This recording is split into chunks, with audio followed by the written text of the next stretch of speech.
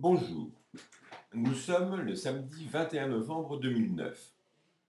La semaine dernière, je vous ai indiqué que pour la semaine qui venait de s'écouler, les cours du CAC rebondiraient certainement sur la moyenne mobile à 20 jours, puisque nous étions ici, n'est-ce pas?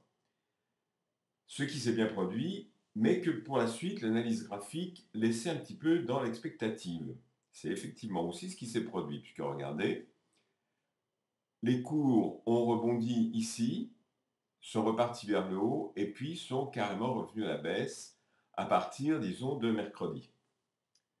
Finalement, la semaine a été baissière puisque le CAC 40 est passé de 8600,1 le vendredi 13, pardon, excusez-moi, à 3729,36 le 20, c'est-à-dire ici.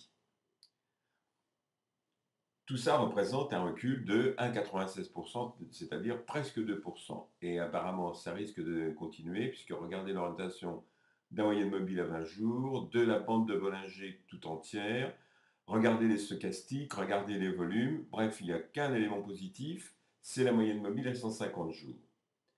Donc, autrement dit, la semaine prochaine devrait être encore baissière. Qu'est-ce qui va se passer maintenant du côté des devises ? Eh bien, du côté des devises, c'est-à-dire essentiellement de la parité euro-dollar, comme vous le voyez, il se passe plusieurs choses. D'abord, effectivement, cette parité continue à osciller entre cette espèce de canal plus ou moins horizontal entre 1,48 et puis 1,50. Simplement, ce que je voudrais vous faire remarquer, c'est que ici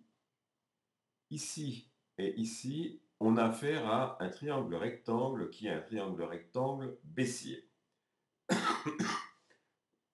Autrement dit, il y a de fortes chances pour que la baisse de l'euro en face du dollar continue un petit peu, puisque le 13, la parité était de 1,4921 $ pour 1 euro, et hier, elle était de 1,4862, ici toujours pour 1 euro.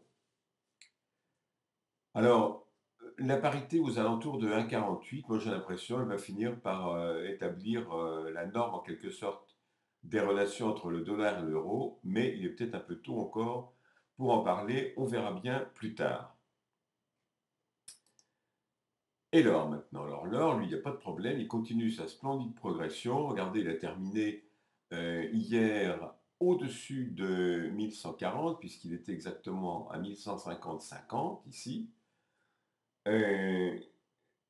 C'est-à-dire que l'once d'or a progressé en une semaine de 2,80%, c'est-à-dire presque 3%. Regardez à quel point c'est toujours haussier, ce mouvement. Et à court terme, en plus de ça, il est toujours haussier. Ce mouvement que je pensais voir se répéter, bon, on a des chances quand même de le voir se répéter, mais à un niveau beaucoup supérieur à celui auquel j'ai pensé. Cela dit, tant mieux. Si vous avez investi sur l'or actuellement, vous devez pouvoir vous frotter les mains parce qu'il n'y a pas de problème. Là, il arrive à 1200 $ l'once, peut-être la semaine prochaine si ça se trouve, ou dans 2 semaines, mais de toute façon, il arrivera à 1200 $ l'once. Cela dit, je vous souhaite de passer une excellente semaine boursière et je vous dis à la semaine prochaine.